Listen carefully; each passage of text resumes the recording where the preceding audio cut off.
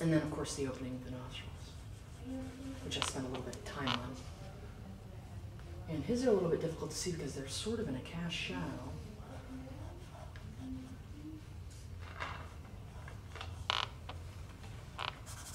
And what I'm going to do is I'm actually going to retain a little bit of this value, make sure that it's pretty significant. But I'm going to re-establish the dark shadow that is directly falling across the entirety of his head with my, and you'll note that it falls differently where the brow hits because the brow projects.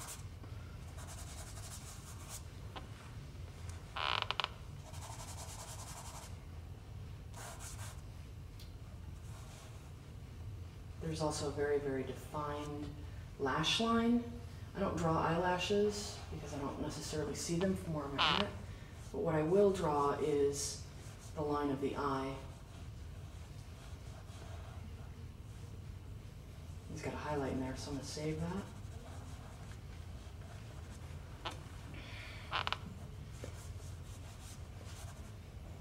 And then, everybody see that shape there?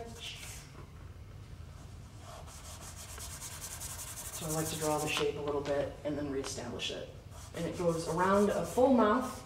It's got a full mouth, but I'm going to have a little highlight here. And I'll just indicate that loosely. I am going to indicate the line of his shirt. The shirt is significantly darker than his skin tone, so I will establish that. But there also will be a wonderful, wonderful cast shadow from the shirt line there, so that will act as a line for me. And I can just indicate the other lines fairly lightly across the shirt itself. And a light line can go a long way.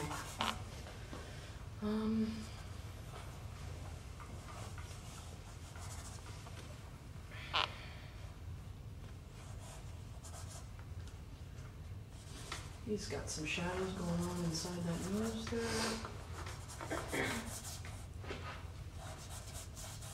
An inset for the fat pad that is going to be eventually deep into his face when he gets older is right about here, as is the reiteration of the brow line.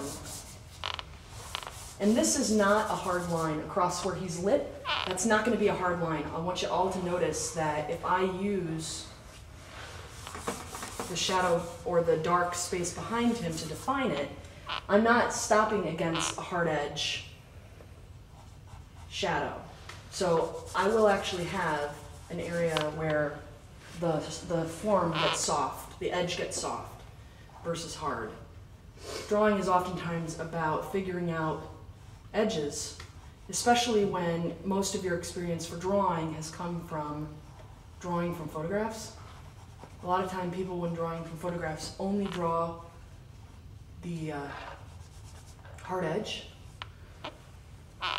And that's just frankly not the way we see with the eye. Probably too dark, whatever.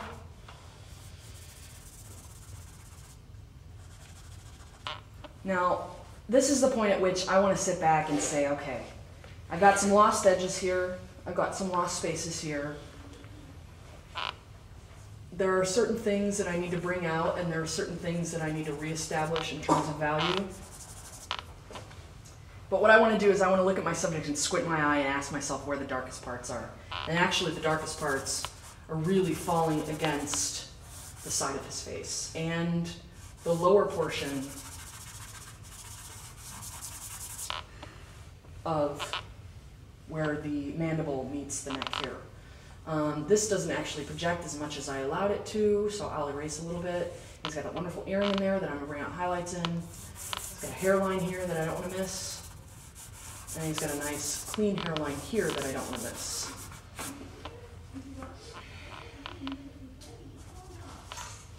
Is someone fighting? Oh, that's Nikki.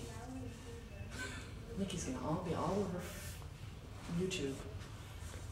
She's going to be like, is that what I really sound like? Yeah, Nikki, that's what you sound like. Okay.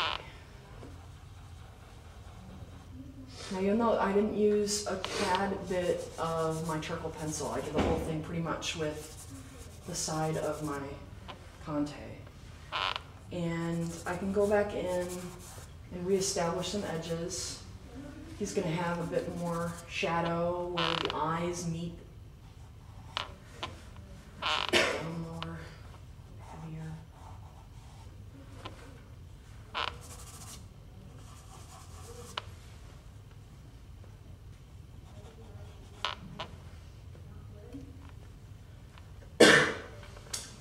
And what I'll do is bring out some areas. And if I had my way, I'd probably spend an hour on this with him, to be perfectly honest. But this is the time we've been given, so I'll work with what I got.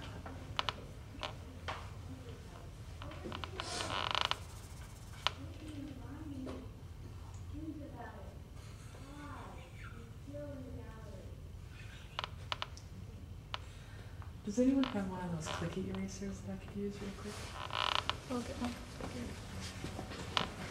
You're almost done.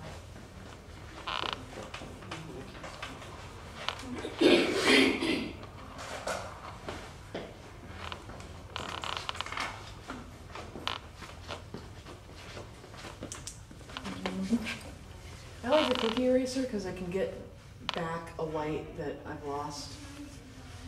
I don't generally like to use them on big areas, so I'll almost always use this for my large areas, the kneaded eraser. But I'm just trying to reestablish.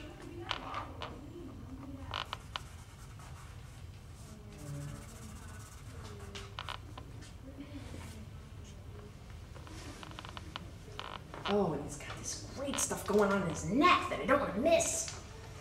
Love it. We got a clavicle projection right there, and we've got a bit of the musculature showing. Good stuff. And then, wonderful part here where I can erase. Sorry, I get really excited when I can erase. And then finally,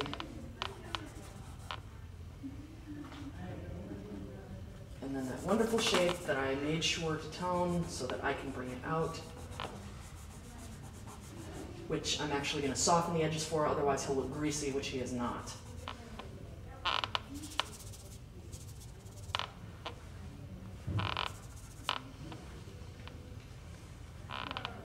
There's going to be an area over here. I'll highlight too. So, am I missing any highlights? Might be good. And at this point, if I want to, I can go in with some specific detail and really sort of refine the eyes, get in there, make this round like it should be.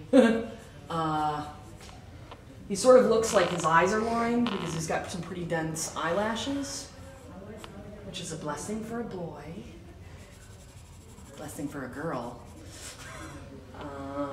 And then I can really sort of spend my time giving a little bit of time and energy to really refining his likeness.